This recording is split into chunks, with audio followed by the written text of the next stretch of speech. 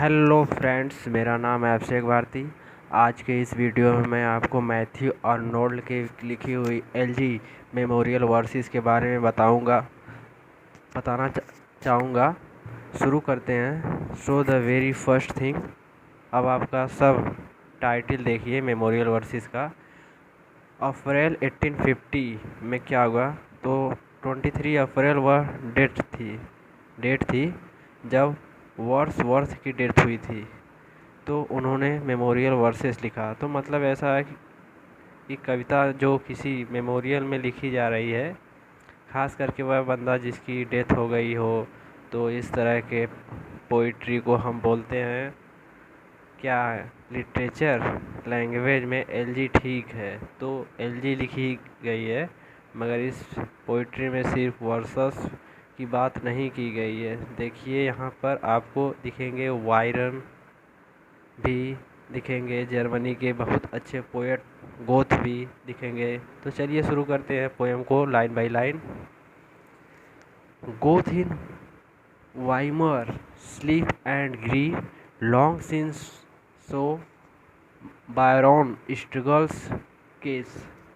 Goth Weimar की already death हो चुकी है, गोथ वाइमर में सो रहे हैं। और ग्रीस में बायरन का भी स्ट्रगल था, वह सीज हो चुका है, मतलब कि ख़त्म हो चुका है। But one such death remains to come, मगर अभी भी एक ऐसी मौत आने वाली थी। The last poet voice is dumb. यह कौन मिस्टर वर्सेस अभी भी डम होना बाकी था, वह कौन था? और आज के वे दिन हैं। We stand today by Wordsworth tomb. आज हम वर्ड्सवर्थ के डे के सामने खड़े हैं, मतलब आज लास्ट पोइट्री वॉइस भी ख़त्म हो गई है, छुप गई है, दब गई है। और आज ही वह मौका है जब मुझे मेमोरियल वर्सेस लिखना पड़ रहा है। When Byron's eyes were shut that we bound our hand in the held our breath। जब उन्होंने लिखा तो इज्जत की वजह से हमने अपना सर झुका लिया, अपनी आंखें बंद कर ली और हमारी सांसें रुक गई। He taught us little। तब उन्होंने हमको पढ़ाया भी। जब हम किसी को पढ़ाते हैं तो हमारी लैंग्वेज होती है डायरेक्टिस। तो डायरेक्टिस लैंग्वेज थी, पोएम से हमको सीख मिलती थी। But our soul had felt him like the thunder's roll. उनकी जो पोइट्री थी, ठीक है, हमारी जो सोल है वो वहाँ तक झकझोरती थी, ऐसा भी अंदर एक इमोशंस पैदा हो जाते थे, थंडर की तरह वो काम करता था। With the shivering heart the strife we saw. और उसी इमोशन के वजह से हम उनको क्या कहते थे, देखते हैं, कहते थे a passion with the eternal law. ये जो हमारे अंदर इमोशंस पैदा किया, तो इस इमोशंस की वजह से हम उनकी डेथ को एक्सेप्ट नहीं कर पाए। And yet with reverential awe we watched to fount of fiery life which served for that titanic strife. तो उन्होंने अपनी लाइफ जो क्रिश्चियनिटी के खिलाफ, जो तरह तरह के अनेक इमोशंस, जो उनकी पोइट्री थी, जिसके वजह से उनके लाइफ का क्रीडो था जो वह आगे करना चाहते थे, तो इस सब स्ट्रगल के वजह से, स्ट्राइक की वजह से, यह सब स्ट्राइक छोटे नहीं थे, टाइटेनिक थे, बहुत ही बड़े थे। और इसी के लिए हम सबके दिलों में उन्होंने इज्जत पैदा कर दी है। ठीक है, ये उनके पोइट्री में साफ साफ झलकता था। अब जाते हैं तो गोए के बारे में। यहाँ पर उन्होंने 8 लाइनें के स्टेंजा पे यहाँ पर उन्होंने गोए के बारे में बात किया। When Goth's death was told, we said, sunk then is the Europe's suggest hand। ठीक है, तो कह रहा है जब गोथ की डेथ हुई तो हम लोगों ने कहा कि यूरोप का सबसे सेजियस्ट मैन, मतलब देखा जाए तो सबसे वाइजियस्ट मैन, तो फिजिशियन ऑफ आयरन एज, और वह इसी एज, और आपको बता दूं कि आयरन एज इंटेलिजेंस को प्रोजेक्ट करता है। तो एक बहुत अच्छा डॉक्टर भी चला गया। अर्नोल्ड के नज़र में वह एक बहुत अच्छे डॉक्टर भी थे। ठीक है, कैसे भी डॉक्टर थे अभी यहाँ आगे समझ में आएगा। Goethe has done his the pilgrimage, Goethe की जर्नी जो थी आज भी वो पॉलीजिमेज में पहुँच गए हैं। He took the suffering human race, he read each of the wood, each the weakness clear, and struck his the finger on the place, and the thou alleged hair and hair। ठीक है, तो वह कह रहा है कि वह हर problem की समझते थे, ह्यूमन रेस के प्रॉब्लम को समझते थे, हर सफरिंग को समझते थे, हर तकलीफ़ को समझते थे। ठीक है, और वो अपने फिंगर को उसके जख्म के ऊपर रखते थे। ओके, और कहते थे कि दाऊ इज़ द हियर, यहाँ पे जो तुम्हारा पेन है, मतलब उनकी जो पोइट्री थी इंजैक्टली बंदे के नब्ज को पकड़ती थी। ठीक है, आगे देखते हैं। He looked on Europe's dying hour of fitful dream and feverish power. तो वह कह रहा है कि देखिए सेम वही बात यहाँ पर की है। अब देखिए वह गोथ वायरस को भूल गया, अब विक्टोरियस एज में जो आने वाली प्रॉब्लम्स है उसके बारे में डिस्कस करने लगे। तो वो भी मेरे तरह जैसे अर्नोल्ड की प्रॉब्लम थी उसी तरह गोथ की भी तो प्रॉब्लम हुई। तो यूरोप में होने वाली जितनी भी ड्रीम हैं, इंडस्ट्रीज हैं, रेड लाइन्स की वजह से जो प्रॉब्लम्स है, ठीक तो वही अभी तक चल रही है, आ रही है। His eyes the plunged down the weltering strife. Plunge का मतलब होता है डूब जाना, और वेल्टरिंग का स्ट्राइक का मतलब होता है, वेल्टरिंग का मतलब होता है जो कोस्टेड ना हो, उन कोस्टेड ठीक है, हमेशा सेक करती हुई स्ट्राइक के साथ उनकी आंखें पूरी तरह से डूब गई। द ट्रोमोल ऑफ एक्सपायरिंग लाइफ, साथ ही साथ ट्रामाइल चल रहा था। ट्रामाइल का मतलब स्टेज ऑफ द कम्प्लीटली जिस ऑर्डर एट कंफ्यूजन्स। ठीक, और दूसरी बात यह है जो एस था वहाँ पर वार बहुत हुई, डेथ हुई बहुत हुई, और वार की वजह से तो उनका कहना था he said that in the you everywhere, हर जगह मौत ही मौत है, लाइफ एक्सपायर हो रही है। लाइफ का कोई भी आर्ट सिर्फ लाइफ कहा जी सकते हैं। Art still has been to take the refuge there, हमको सिर्फ आर्ट में जाकर पनाह लेनी पड़ेगी, ऐसी जहाँ पे कंडीशंस हैं, जहाँ पे वार चल रही है, स्टरलाइजेशंस की वजह से लोगों की लाइफ ख़त्म हो रही है, और अमीर गरीब में बहुत ज़्यादा गैप होता जा रहा है इस सब चीज़ों की वजह से। And he was happy if to know causes of thing, and for below this is fit to see the lurid flow of the terror and the incense distance and the headlong fat happy incense। तो कह रहे हैं कि अभी भी उनको सिर्फ यही था कि सिर्फ आर्ट के ही चीज़ है जो उनको टेरर और जो डिस्ट्रेस है तो उनकी लाइफ है, उनसे क्या कर सकती हैं कि लिबरेट कर सकती हैं, और सिर्फ वही चीज़ है जिससे उनको आराम मिल सकता है।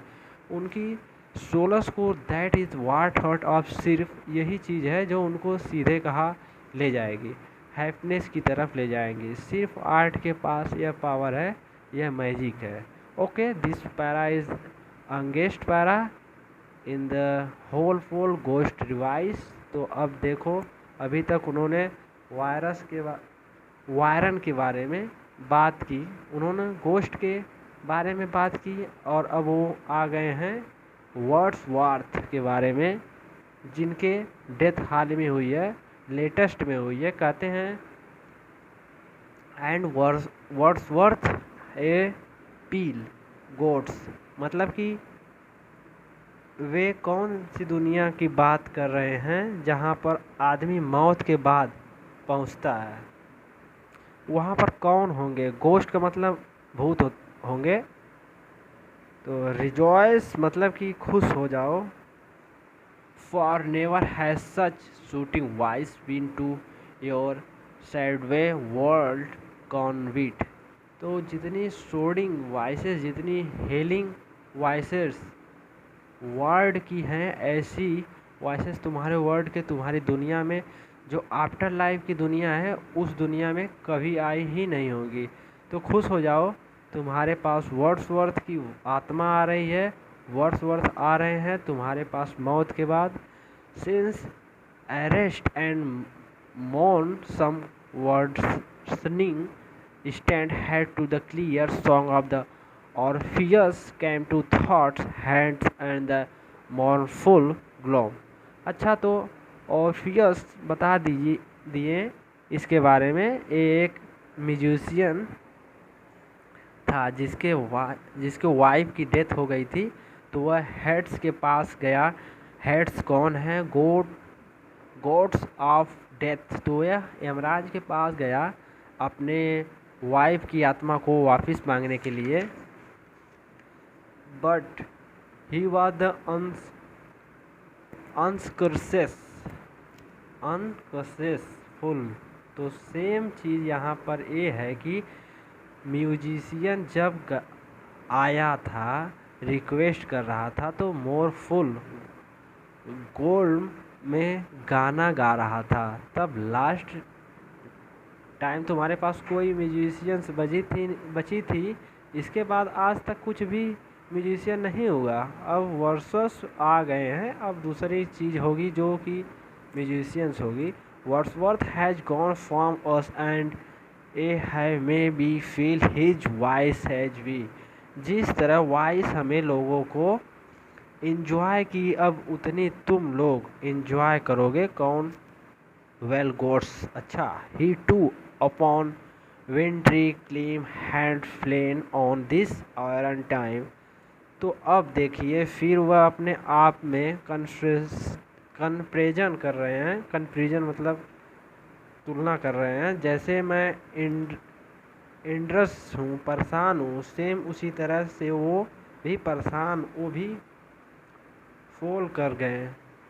कहाँ पर? ऐसे टाइम में जब क्या हो रहा है? दिस इज आयर टाइम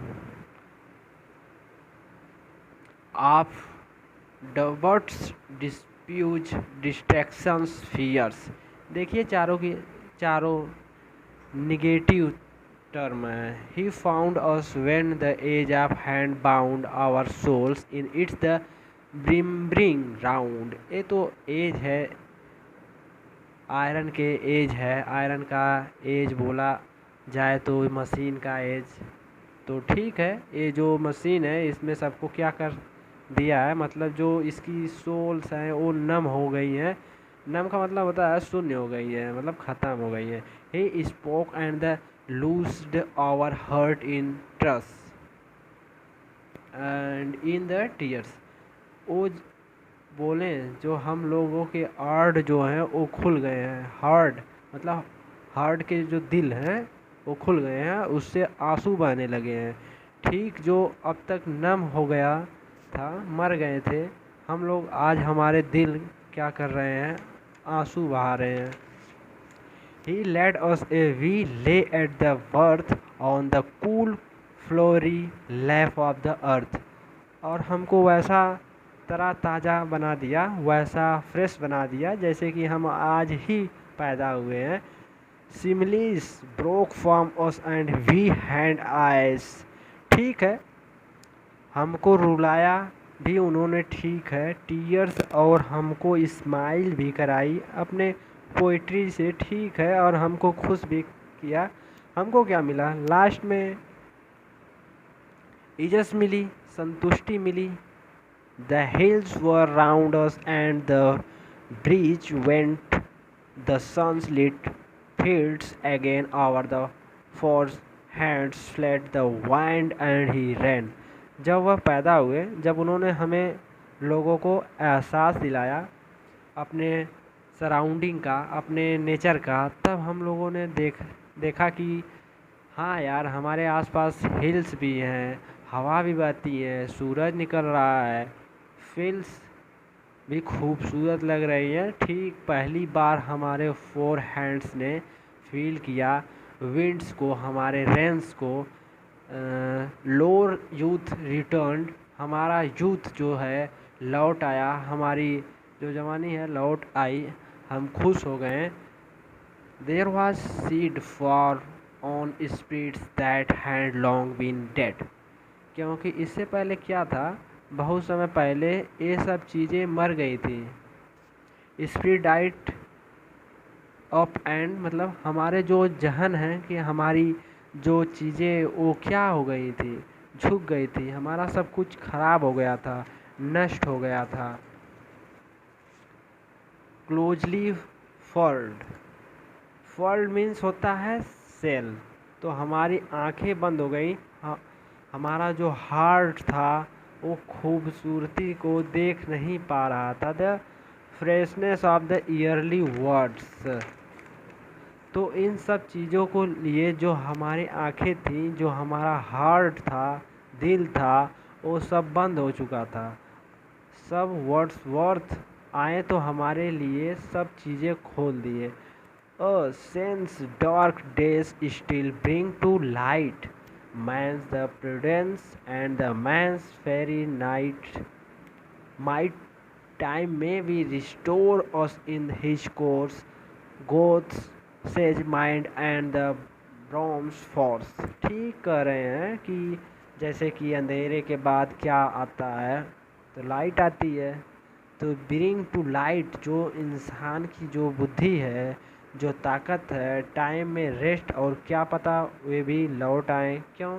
क्योंकि हिस्ट्री क्या करती है, अपने आप को रिपीट करती है।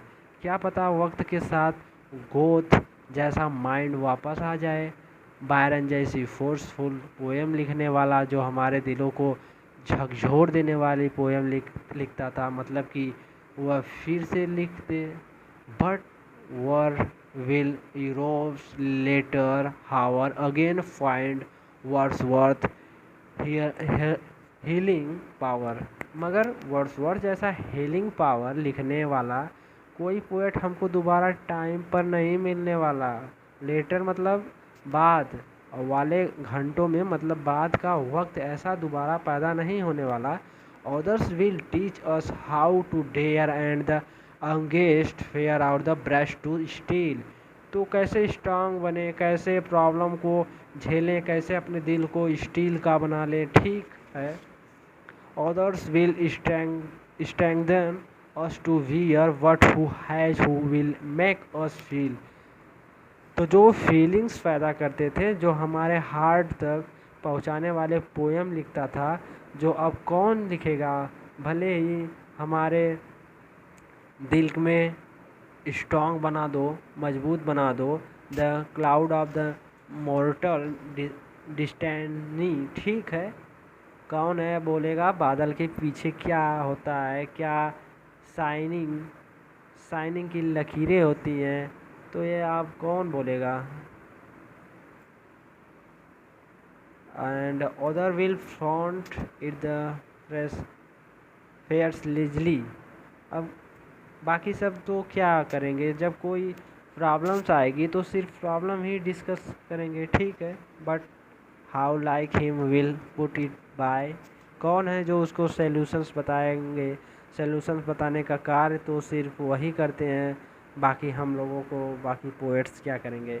सिर्फ प्रॉब्लम पर जो डिस्कस करेंगे, मतलब वर्ड्सवर्थ उसका सॉल्यूशंस बताते हैं, उस पर डिस्कस करते हैं। अब वह कौन करेगा।